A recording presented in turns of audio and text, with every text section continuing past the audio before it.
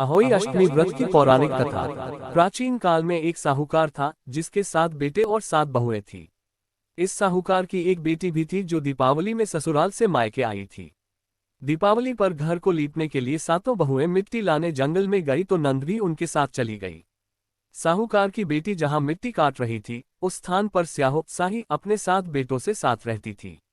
मिट्टी काटते हुए गलती से साहूकार की बेटी की खुरपी के चोट से स्याहू का एक बच्चा मर गया। इस पर क्रोधित होकर स्याहू बोली, मैं तुम्हारी कोख बांधूंगी।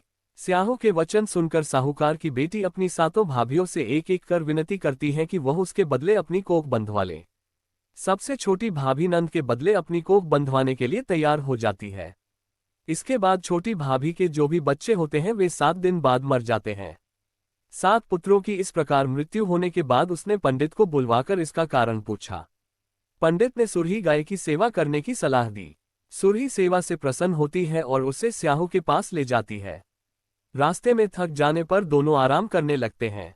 अचानक साहूकार की छोटी बहू की नजर एक ओर जाती है। वह देखती है कि एक सांप गरुड़ पंखनी के बच्चे को डसने जा रहा है और वह सांप को मार देती है। इतने में गरुड़ पंखनी वहां आ जाती है और खून बिखरा हुआ देखकर उसे लगता है कि छोटी बहू ने उसके बच्चे को मार दिया है। इस पर वह छोटी बहू को चोंच मारना शुरू कर देती है। छोटी बहू इस पर कहती है कि उसने तो उसके बच्चे की जान बचाई है।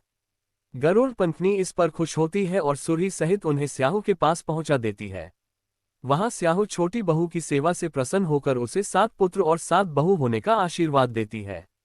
स्याहू के आशीर्वाद से छोटी बहू का घर पुत्र और पुत्र वधुओं से हरा भरा हो जाता है। पेज को लाइक शेयर जरूर करें।